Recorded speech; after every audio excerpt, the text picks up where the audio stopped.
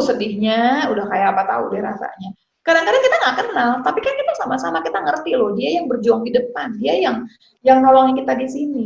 Kalau misalkan kalau misalnya ditanya gitu ya, mau berjuang di depan apa mau barangkali nih, apa mau diam aja di rumah?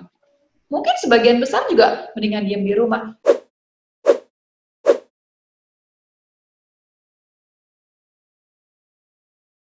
Dokter ya, setiap ada cerita di mana wah ada yang kena, kita kalau kena aja kita udah langsung banyak doa lah, kok bisa ya kena gitu, apa barangkali APD-nya kurang atau gimana. Terus kemudian yang kedua, waktu sampai kemudian diberitakan oh meninggal gitu ya, sedihnya udah kayak apa tahu deh rasanya. Kadang-kadang kita nggak kenal, tapi kan kita sama-sama kita ngerti loh, dia yang berjuang di depan, dia yang nolongin kita di sini.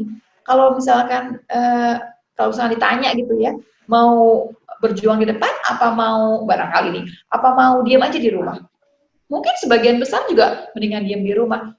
Saya tuh mau cerita sedikit ya mengenai teman-teman. Saya nggak ngomong cuma dokter ya, tenaga medis deh gitu ya.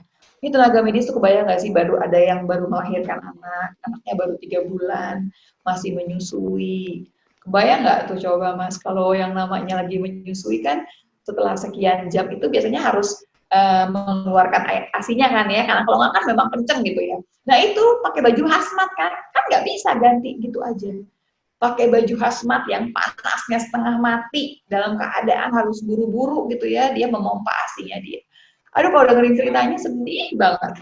Nah makanya kalau kemudian masyarakat pakai acara yang diusir dari kos lah, yang meninggal nggak bisa dikubur lah, aduh nggak masuk akal banget. Padahal teman-teman tuh udah yang, saya sih angkat topi banget, dan banyak banget yang masih muda-muda banget. Aduh, kalau ngeliatin yang muda-muda itu ya, dan mereka nggak takut. Pada dasarnya kalau mengerti cara penularannya, sudah tahu mengerti apa yang harus dilakukan, kita ngerti, dan kita benar-benar jaga dengan baik, mestinya sih tidak akan tertular. Cuman memang kan di awal-awal itu banyak ya, sama kecolongan gini loh Mas, kecolongan yang ditanya pulang dari Jakarta nggak? Enggak. Pulang dari luar negeri nggak? Enggak.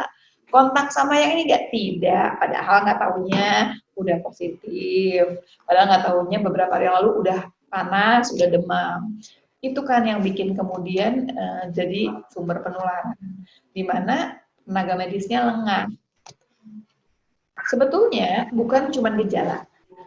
Yang kita inginkan adalah kalau misalkan bicara, misalkan yang paling gampang ya, saya tinggal di RT 2 misalkan, tiba-tiba dekat rumah ada yang positif, langsung diingat mestinya, dalam berapa hari ini kita kontak nggak dengan orang tersebut.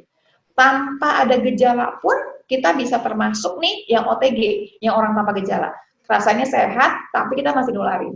Boleh nggak kita cek rapid? Boleh, kita termasuk orang-orang yang pantas untuk cek rapid. Karena kita punya cerita, ada riwayat kontak sama orang yang ternyata positif. Itu pertama.